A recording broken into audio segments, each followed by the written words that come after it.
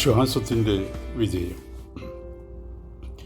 മർക്കോസ് എഴുതിയ സുവിശേഷം 2-ാം അധ്യായം 1 മുതൽ 12 വരെ. ധ്യാനത്തിനായിട്ട് 4ഉം 5ഉം വാക്യങ്ങൾ. പുരുഷാര നിമിത്തം അവനോട് സമീപിച്ചുകൂടായകയാൽ അവനിരുന്ന സ്ഥലത്തിൻ്റെ മേൽപ്പുര പൊളിച്ചു തുറന്നു. പക്ഷവാതക്കാരനെ കിടക്കയോടെ ഇറക്കി വെച്ചു. യേശു അവരുടെ വിശ്വാസം കണ്ടിട്ട് പക്ഷവാതക്കാരനോട്, മകനെ, നിന്റെ പാപങ്ങൾ മോചിച്ച് തന്നിരിക്കുന്നു എന്ന് പറഞ്ഞു.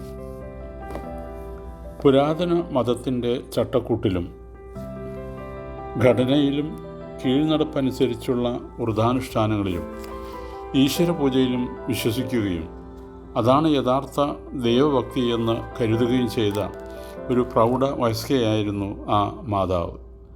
അവരുടെ ഏകപുത്രനാകട്ടെ സാക്ഷാൽ വഴിയും സത്യവും ജീവനും എന്താണെന്നറിയുവാൻ ശ്രമിച്ച ഒരു സത്യ അന്വേഷിയായിരുന്നു. ഒരു ബൈബിൾ കോളേജിൽ ചേർന്ന് അയാൾ പഠിക്കുവാൻ തീരുമാനിച്ചു. മകൻ്റെ ഈ തലതിരിഞ്ഞ പോക്കിൽ അമ്മയ്ക്ക് അമർഷമുണ്ടായിരുന്നു. ബൈബിൾ കോളേജിൽ ചേർന്ന് പഠിക്കാൻ മകന് പണം കൊടുക്കുകയില്ലെന്ന് അവർ തീർത്ത് പറഞ്ഞു. എന്നാൽ യുവാവ് അവധിക്കാലത്ത് ജോലി ചെയ്ത് പണമുണ്ടാക്കി തൻ്റെ പഠനം തുടർന്നു. എന്നാൽ അവസാന പരീക്ഷയിൽ ചേരുന്നതിന് മുമ്പ് $60 കോളേജിൽ കൊടുക്കേണ്ടിയിരുന്നു. ഈ വിഷമസന്ധിയിൽ തനിക്ക് $60 അയച്ചു തരണമെന്ന് അമ്മയ്ക്ക് എഴുതി. നീ പോയപ്പോൾ തന്നെ ഞാൻ പറഞ്ഞതല്ലേ, ഒടുവിൽ നീ എൻ്റെ അടുക്കൽ തന്നെ വരുമെന്ന്. ഇപ്പോൾ എന്തായി? നീ വിശ്വസിക്കുന്ന ദൈവം നിൻ്റെ ആവശ്യങ്ങൾ നിറവേറ്റുമെന്നല്ലേ പറഞ്ഞത്? ഞാൻ നിനക്ക് പണം തരികയില്ല. പഠിത്തം നിർത്തി വീട്ടിലേക്ക് മടങ്ങിപ്പോരൂ. അമ്മയുടെ മറുപടിയായിരുന്നു ഇത്. അമ്മയുടെ രോഷവും പരിഹാസവും നിറഞ്ഞ ഈ മറുപടി കിട്ടിയപ്പോൾ ആ യുവാവ് തളർന്നുപോയി.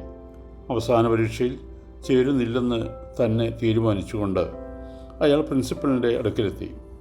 ഫീസ് അടയ്ക്കാൻ നിവൃത്തിയില്ലാത്തതുകൊണ്ട് പരീക്ഷ എഴുതുന്നില്ലെന്ന് പറഞ്ഞു.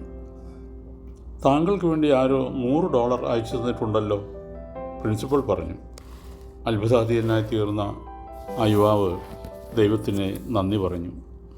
അയാളുടെ വിശ്വാസ ജീവിതത്തിൻ്റെ വിജയത്തെ കുറിക്കുന്ന ഒന്നാമത്തെ അനുഭവമായിരുന്നു ഇത്. അങ്ങനെ ബൈബിൾ കോളേജിലെ പഠനം പൂർത്തിയാക്കി അയാൾ വീട്ടിൽ മടങ്ങിയെത്തി. ഇപ്പോൾ എങ്ങനെയിരിക്കുന്നു നിൻ്റെ വിശ്വാസം? അമ്മ പരിഹാസപൂർവ്വം ചോദിച്ചു. മകൻ ഫീസ് കൊടുക്കുവാൻ നിവൃത്തിയില്ലാതെ പഠിപ്പ് നിർത്തി തിരിച്ചു വന്നു എന്നാണ് അമ്മ ഓർത്തത്. അമ്മേ, എൻ്റെ വിശ്വാസം പരാജയപ്പെട്ടിട്ടില്ല. ആരോ എൻ്റെ പേരിൽ $100 അയച്ചു തന്നിരുന്നു. എനിക്ക് വേണ്ടിയതിനേക്കാൾ $40 അധികം. ഞാൻ വിശ്വസിക്കുന്ന ദൈവം വാക്കുമാറാത്തവനാണ്, യോബ് പറഞ്ഞു.